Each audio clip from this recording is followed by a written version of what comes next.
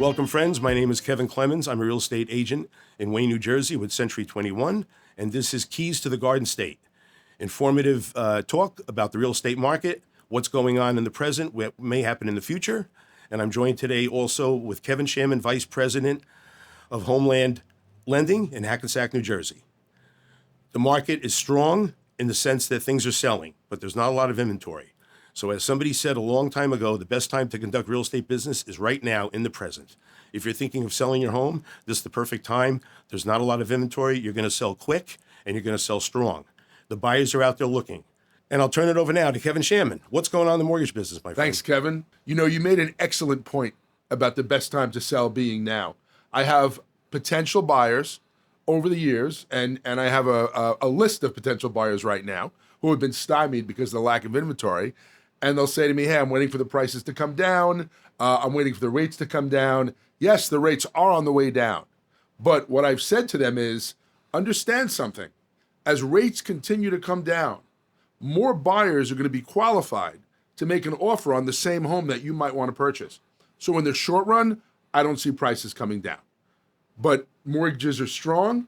Right now, there's a lot of different programs out there for people who traditionally might have had a hard time qualifying. Lenders have actually become more flexible in many respects.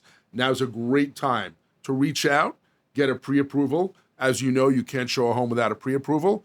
And I think things are going in the right direction, which is great news.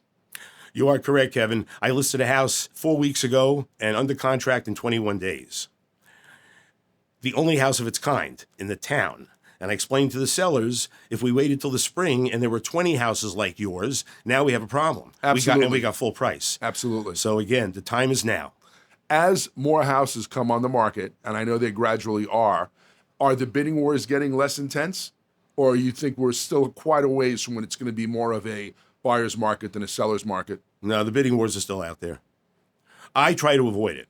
And most realtors try to avoid it because it gets silly after a while. Gotcha. And as I explained to these folks that are buying a different home, a condo, they went in full price on a deal yesterday.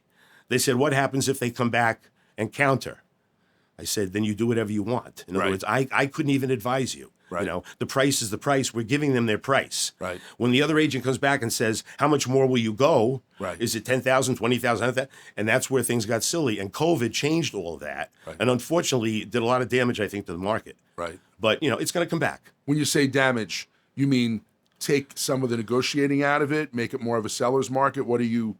Unrealistic pricing. Got it. Okay. Unrealistic pricing. You Gotcha. know, when you have people offering $100,000, $150,000 more than the asking price, this just doesn't make any sense. Right. Desperation. Right. So it's great for the seller. Right. You know, and the funny thing is that the seller always complains. Right. You know, I could have got more money. Well, wait a minute. When we go to buy now, you're going to be on the opposite end. Right. You're not going to want to pay more than the house is worth. It's true. You know, It's so true. but everybody, you know, I've always found too that the smartest person in the world, when it comes to their own house, all bets are off. Right. Because it becomes emotion. Yes, it's true. They don't look at it as a business transaction. They don't. I have people asking me for advice on pricing and sales. I always refer them back to the realtor. Yeah. I have had conversation with somebody where they're hesitant to offer another $5,000, or there's a small number that the realtor thinks may get them over the hump, so to speak. Right. And I'll say to somebody, okay, if you don't raise your offer and you lose that house, are you going to be sorry you didn't offer that extra $5,000? Right. Because if the answer is yes, offer it now. Don't wait. Again, that's more the advice the real estate agent would give them. The agents like you and others I work very closely with, we're a team, and we do our best as a team to help the buyers. I also tell my clients, potential clients, find someone you're comfortable doing business with and stick with them. Hopefully it's me. If it's not me, it may be somebody else. Same on the mortgage end. And I'll always say, listen, when the mortgage person tells you they need paperwork, they need it yesterday, not tomorrow. So you have to let him or her do his job. And I tell people all the time, if you let me do my job, we're all going to be very happy. Right. If you want to do my job, it's not going to work. You know, you would never tell your accountant how to prepare the taxes. Absolutely true. Find somebody you trust and take their advice. Absolutely. Yes. Sure. Yes. Makes it go a lot more smoothly. Kevin, I have a question for you. Since it's been so challenging for first-time buyers over the last couple of years with the rates, is there anything that's being offered to first-timers, you know, federal programs or anything to make it easier? Good question. Lot of different answers. And what I mean by that is, yes, almost too big a topic to cover. But let me say this. The traditional first-time homebuyers program is FHA. It's a loan that's guaranteed by the Federal Housing Administration. The great thing about those programs, small down payment, 3.5%, okay? A lot of flexibility in terms of income, a lot of flexibility in terms of credit. You can have a lower score and a higher, what they call a debt ratio, and still get approved. The downside of that program, in a very challenging market, in a very competitive market, listing agents and sellers sometimes look at that as a negative, and they assume the borrower is less qualified. Right. In my opinion, having done this for over 20 years, I think that's unfair, and I'll tell you why. My borrowers are not just pre-qualified, they're pre-approved. What I mean by that is I'll actually run that loan file through Fannie Mae or Freddie Mac's underwriting software, and I'll get the same exact approval that the actual bank underwriter is going to use. Mm-hmm. So when I use for that pre-approval, to help my buyer, I'll send a copy of that approval. So the listing agent says, hey, wait a minute, this isn't just some person, looking at credit and income. This is an actual approval. So I try to work around it that way. Now, the more traditional or the conventional loans, Fannie Mae and Freddie Mac, which are offered through hundreds of different lenders, they'll allow as little as 3% down, okay? But the rate and mortgage insurance on that program might actually be worse than FHA. So people assume FHA indicates the buyer is challenged. That's not necessarily the case. They may be very well qualified, but that program will offer them a lower payment. So those are two programs. The other thing we're seeing in a very strong market with rising real estate values, and this is another advantage of getting that computer-generated approval, you'll actually get something called an appraisal waiver. What that means is the computer behind the scenes does something called an AVM, an automated valuation model. Mm-hmm. And what they're saying is, okay, Mr. and Mrs. Clemens are offering $600,000 for this house. We accept that value as is. You don't even need an appraisal. So that helps first-time home buyers a lot, because frequently if they're offering over list, there's a concern on the seller side that the house is going to underappraise. So it helps first-time home buyers, and it also emphasizes the need to work with an experienced and knowledgeable mortgage professional. Correct. You can't be a novice in this business any longer. You can't be. I mean, I've had conversations with people where they said, well, do you have a realtor? Because I like to refer to somebody that I know, somebody like you who I know is qualified, is going to do right by the buyer. They'll say, well, my neighbor's hairdresser's cousin's dog walker got his real estate license yesterday, and he's going to, having worked with real estate agents, I realize how much goes into your job. Getting a CO, protecting your buyer, doing things like septic line inspections, things that a novice realtor wouldn't even think of. Correct. Same thing in my world. Evaluating somebody's credit and income, getting a good handle on potential pitfalls. One of the things I make a joke about when a potential buyer asks me a question, I'll say, be careful, because I'm the master at giving a really long answer to a really short question. And what I mean by that is there's so many ins and outs. I've been doing this long enough that it's important to identify what might go wrong ahead of time and how we're going to fix it. By educating the buyers to that extent, during the process, if something goes off the rails a little bit, and I'll say, hey, remember we discussed it? Yep, you explained it to me. I know what we're going to do. Here's how we're going to work around it. So it all goes back to the experience and expertise. Look, you and I are not young guys. That's the reality. I like to think we're still kind of young at heart. That experience is priceless. And I think people undersell that. I don't think they realize how important that is. Well, what I offered to people after COVID, because everything got very quiet, first-time buyers anyway, you're not ready now. You don't have enough funds for down payment. The rates are too high. However, you don't have any experience either. Right. Give me an hour of your time. I'll take you through the whole process. No charge. Right. Complimentary. So that you can get ready for when.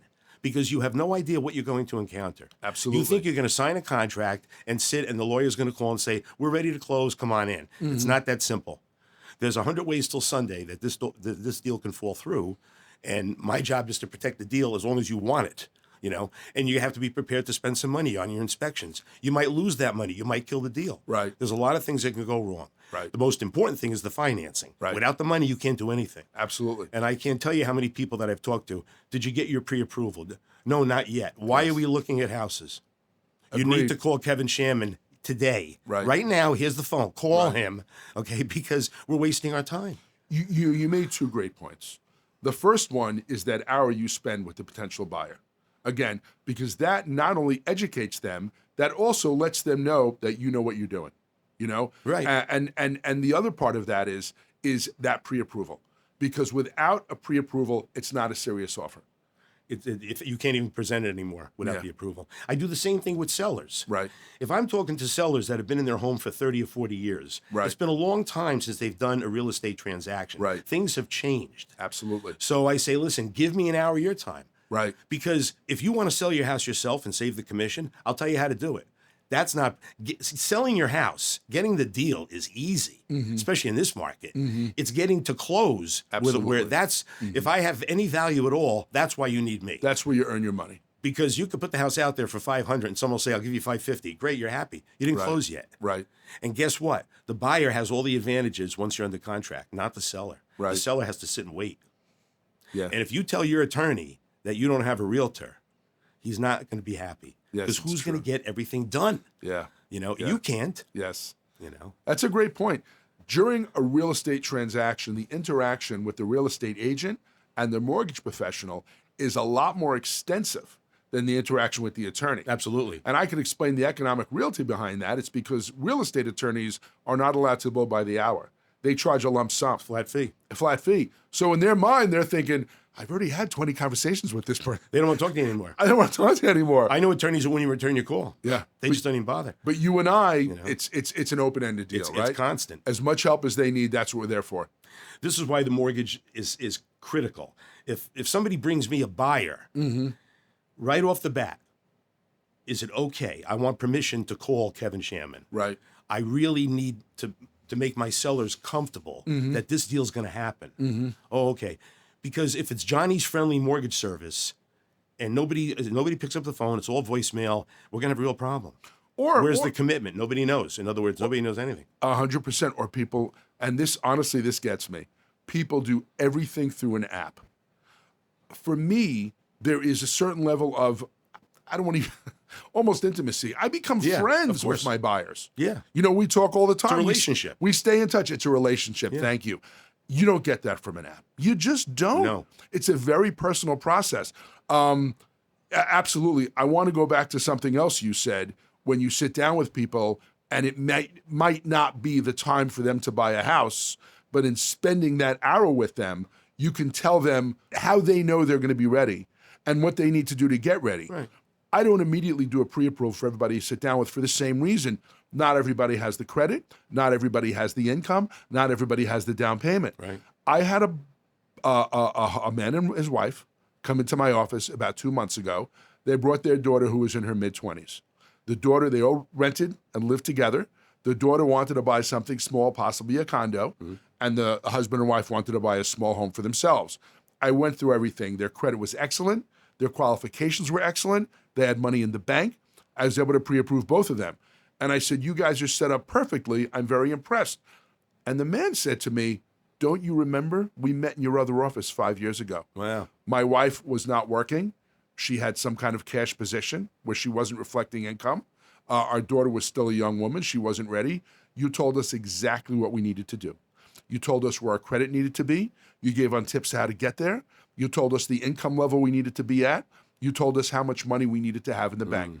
It took 5 years, but I'm back. That was very fulfilling. You prepared them. I prepared them. Yeah. So if I can't give somebody a pre-approval today, I want to tell them what they need to get pre-approved in the future. Right. Now, 5 years is a pretty long runway. Well, usually maybe it's 3 months, 6 paid months, their 8 dues, months, 12 as they months. say. But he did. And that made me very happy. the word is education. Right. Because, for instance, when you were in college, you didn't say to the professor, why do I have to bother with this? Right. I want to get a job. Right.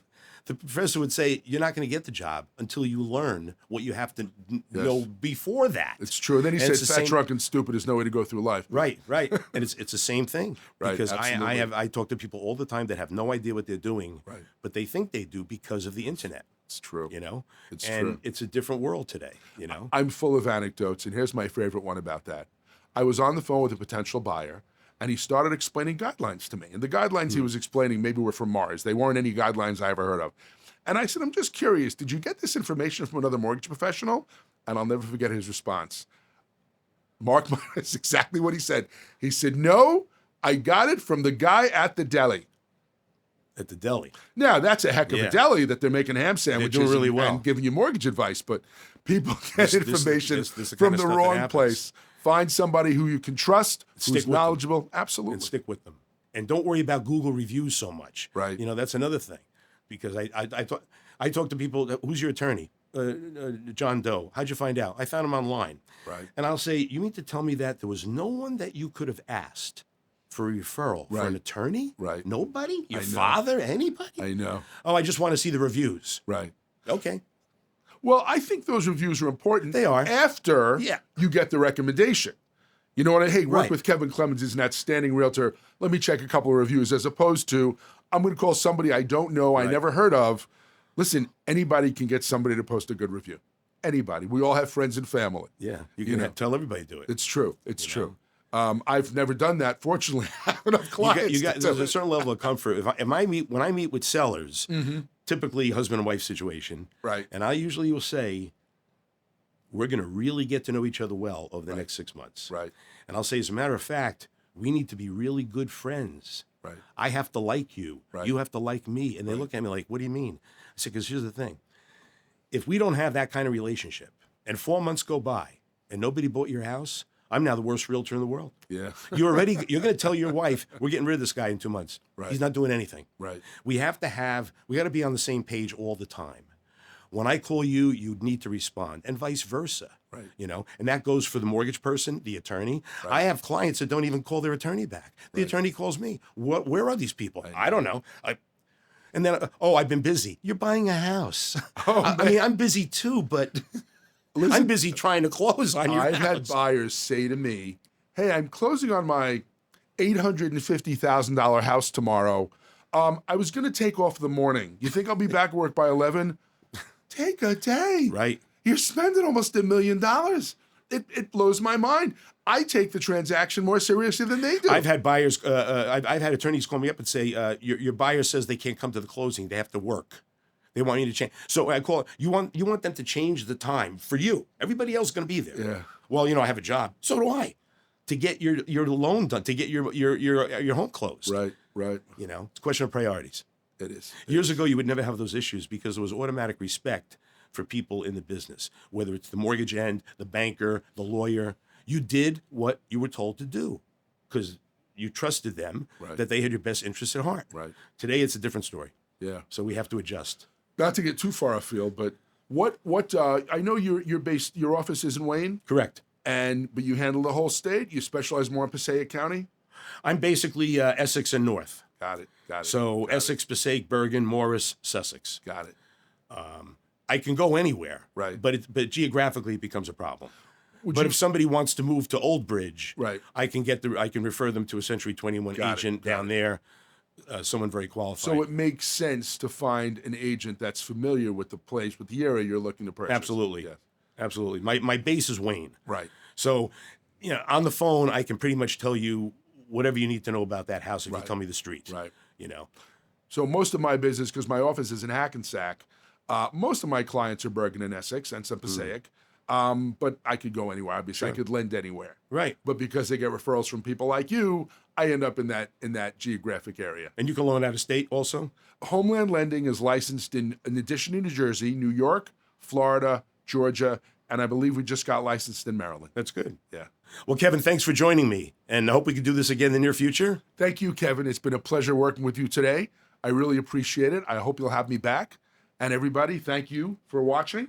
Kevin Shaman, Homeland Lending. My information is below. Thanks, everyone. Once again, Keys to the Garden State. I'm Kevin Clemens, Century 21 Gemini.